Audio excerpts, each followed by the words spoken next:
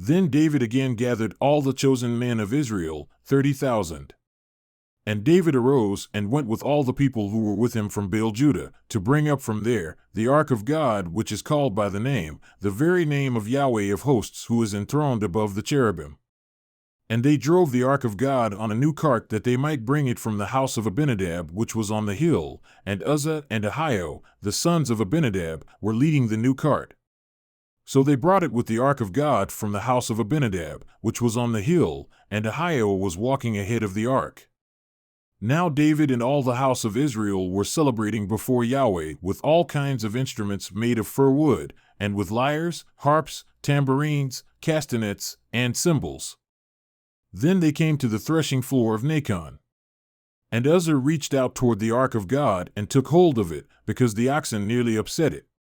And the anger of Yahweh burned against Uzzah, and God struck him down there for his irreverence, and he died there by the ark of God. And David became angry because of Yahweh's breaking out against Uzzah, and that place is called Perez-Uzzah to this day. So David was afraid of Yahweh that day, and he said, "How can the ark of Yahweh come to me?"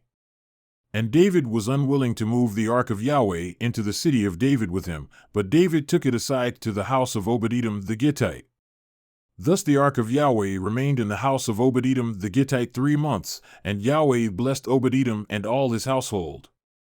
Then it was told to King David, saying, "Yahweh has blessed the house of Obed-Edom and all that belongs to him, on account of the ark of God." So David went and brought up the ark of God from the house of Obed-Edom into the city of David with gladness. And so it happened, that when those who were carrying the ark of Yahweh had gone 6 paces, he sacrificed an ox and a fatling.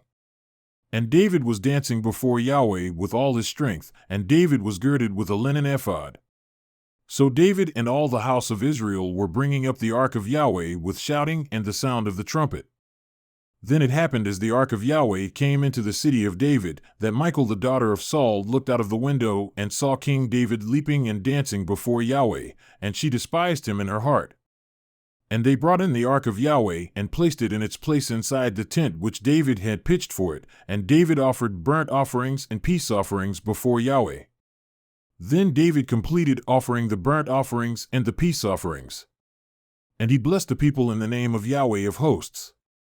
And he apportioned to all the people, to all the multitude of Israel, both to men and women, a cake of bread and one of dates and one of raisins to each one. Then all the people went each to his house.